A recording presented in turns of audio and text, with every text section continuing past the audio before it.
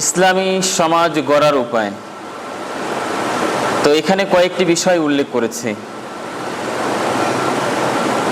তো সে বিষয়ে কয়েকটি স্টেপ সাজানো আছে। তো প্রথম যে স্টেপ বা প্রথম যে পর্বটা সেখানে উল্লেখ করা আছে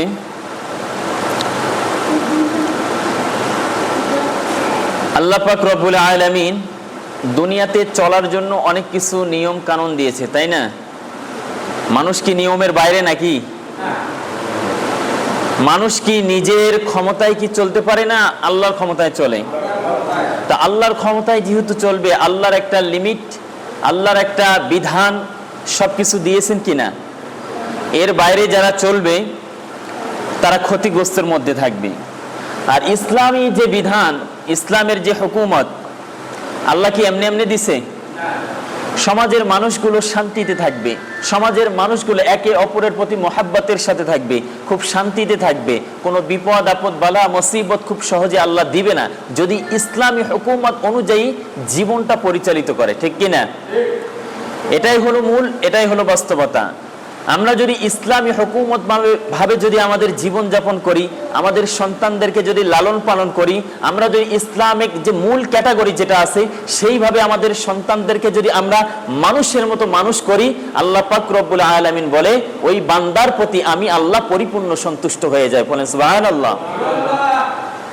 তো এখানে আর একটা দুইটা বিষয় উল্লেখ আছে। ইসলামী বুনিয়াদ এমন থাকতে হবে, সর্বপ্রথম আল্লাহর এই জমিনে সার্বভৌমত্ব একমাত্র আল্লাহকে মানতে হবে, আল্লাহ ছাড়া কোনো ইলাহ নাই, আল্লাহকেই মানতে হবে। ইসলামী সমাজ গড়তেই হবে, ইসলামের আদর্শ মানতেই হবে, ইসলাম মোতাবেক জীবনযাপন করতেই হবে।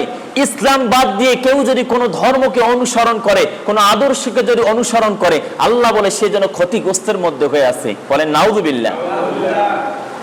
ইসলামী আদর্শ, ইসলামী রাজনীতি, ইসলামিক পরিবেশ, ইসলামী ফ্যামিলি, ইসলামিক ব্যবসায়িক স্ট্যাটাস যা আছে সবকিছুর মধ্যে বরকত আছে না নাই? এই জন্য সর্বপ্রথম যে বিষয়টা থাকবে, আল্লাহকে আমরা এক একত্ববাদ এবং এক সৃষ্টিকর্তা, এক রিজিকদাতা, একজন হিসাবে আমরা মানি কি মানি না? আমরা আমাদের নিজেদের কাছে আমরা অক্ষম, ঠিক কিনা? আমরা যদি আমাদের নিজেদের মালিক হতাম তাহলে আমরা কখনো আমাদের মৃত্যু কামনা করতাম না, ঠিক কিনা? আমরা যদি আমাদের মালিক হতাম আমরা কখনোই চাইতাম না আমাদের জীবনে আমাদের রোগ আসুক, ঠিক কিনা? আমাদের জীবনের যদি আমরা নিজেরাই মালিক হতাম আমরা চাইতাম না আমাদের প্রতি বিপদ আপদ বালা মুসিবত আসুক, ঠিক কিনা? আমরা যদি আমাদের নিজেদের মালিক হতাম আমরা চাইতাম না আমরা বুড়ো হয়ে যাই, আমরা সারা জীবন যৌবনকাল নিয়ে থাকতাম, ঠিক কিনা? আমরা যদি আমাদের জীবনের মালিক হতাম দুঃখ কষ্টকে আমরা দূর করে দিতাম, কখনোই আমরা দুঃখ কষ্ট আমরা অনুভব করতাম না, ঠিক কিনা?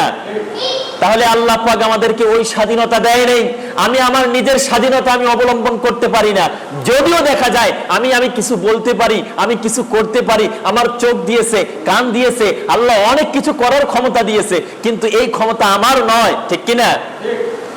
শুধু সাময়িক দেখতে পাচ্ছি, আমার হাত দিয়ে অন্যের প্রতি জুলুম করতে পারি, মুখ দিয়ে জুলুম করতে পারি, ক্ষমতা যদি আছে ক্ষমতার ব্যবহার আমি বৈধ পন্থায় করতে পারি, অবৈধ পন্থায় করতে পারি, আমার যা মন চায় আমি সেটাই করি, কিন্তু এটার সময় শেষ আছে না নাই? আছে। তো আল্লাহর এই জমিনে ইসলামী সমাজ গড়ার ক্ষেত্রে এক একত্ববাদ আল্লাহকে মানতে হবে। ওই আল্লাহর যাওয়া যে বিধান আছে, আল্লাহর যে হুকুম আহকাম আছে, এটার প্রতি আপনাকে ঝুঁকে যেতে হবে, ঠিক কিনা? আপনি যদি আলাদাভাবে যদি আপনি নিজে নিজে চলতে চান আপনি কখনো পারবেন না, কারণ আপনার ওই ক্ষমতা আল্লাহ দেয় নাই। আল্লাহ আপনাকে এতটাই দুর্বল বানিয়েছে আপনি কখনো চিন্তাও করতে পারবেন না, অনেক দুর্বল বানিয়েছে। আপনি যদি চান আল্লাহ আমাকে 100 বছর হায়াত দিয়েছে, এই 100 বছরে যদি 50টা বছরে যদি আমি যুদ্ধ করে বিদ্রোহ করে হাজার হাজার মানুষকে যদি আমি খুন করে জুলুম করে অন্যায় করে এই রাজত্ব যদি আমি কায়েম করতে চাই, আমি যদি সিংহাসন পেতে চাই, আমি ক্ষমতা নিয়ে চলতে চাই, আপনার ক্ষমতার শেষ আছে না নাই? থাকতে পারবেন? থাকতে পারবেন না। তো প্রিয় মুহতারাম হাজিরিন, আল্লাহ পাক রব্বুল আলামিন এই দুনিয়া শুধুমাত্র পরীক্ষার জন্য পাঠাইছে, ঠিক কিনা? কিন্তু অল্প একটা সময় পাইলাম, জীবন নিয়ে অনেক অভিযোগ করেই গেলাম, ঠিক কিনা? কাউকে যদি বলা হয় ভাই নামাজ পড়ো না কেন, যে নানান সমস্যায় আছি, কিন্তু ওই সময় আমার কাছে মনে হয় এই মানুষটা কিভাবে অভিযোগ করে। যখন তাকে নামাজের কথা বলা হয়, ইসলামের কথা বলা হয়, এই মানুষটা অভিযোগটা কিভাবে করে। আল্লাহ হাত দিয়েছে, কারো হাত দেয় নাই। আল্লাহ চোখ দিয়েছে, কারো চোখ দেয় নাই। আল্লাহ মুখ দিয়েছে, কাউকে কথা বলতে দেয় নাই। আল্লাহ কারো পা দিয়েছে, কাউকে চলতে দেয় নাই, ঠিক কিনা? আল্লাহ কাউকে সম্পদ দেয় নাই, কিচ্ছু দেয় নাই। শুধুমাত্র দেখবেন আপনি, আমি একটা বাচ্চাকে ভিডিওতে দেখলাম, দুইটা হাত নাই, দুইটা পাও নাই, শুধু এই জায়গায় ব্যাগটা শুধু ঝুলিয়ে ঝুলিয়ে রেল স্টেশনে হাঁটিয়ে হাঁটিয়ে মানুষের কাছে টাকা চাচ্ছে। এই চিত্র, এই দৃশ্য কি আপনাদের চোখে কখনো পড়ে নাই? আল্লাহ হাত দেয় নাই, দুইটা হাত দেয় নাই, দুইটা চোখ দেয় নাই, দুইটা পাও দেয় নাই, শুধুমাত্র বডিটা দিয়েছে। এই নিয়ে আল্লাহর শুকরিয়া আদায় করেই যাচ্ছে। সুবহানাল্লাহ বলেন। কিন্তু আমরা নাফরমান, আমরা হাত দিয়ে গুনাহ করি, আমরা আমাদের নিজেদের কাছে অভিযোগ করি আমাদের আল্লাহ তাআলা এত কিছুই দিয়েছে। আমি আমার কাছে নিজের কাছে পার্সোনালি অনেক চিন্তা করি, আল্লাহ যে হাত দিল আমরা হাত দিয়ে কেমনে গুনাহ করি, আল্লাহ যে আমাদের চোখ দিল আমরা চোখ দিয়ে কেমন করে গুনাহ করি, আল্লাহ আমাদের যে পা দিল আমরা কেমন করে গুনাহ করি। এটার নিয়ামতই তো আমরা আদায় করি না, ঠিক কিনা? একান্তভাবে যখন ভাববেন, আপনার ভিতরে অন্যরকম ফিলিংস আসবে। আল্লাহ আমাকে অন্যের চেয়ে যে কতটা ভালো লাগছে, অনেক ভালো লাগছে, কিন্তু এই ভালো লাগার, এই ভালো রাখার যে শুকরিয়াটা আদায় করা দরকার, এটা আমরা করি না। আজকে সকালবেলায় ঘুম থেকে আপনি যদি উঠে শোনেন আপনার এলাকায় অমুক যুবক মারা গেছে, আপনার কেমন লাগবে?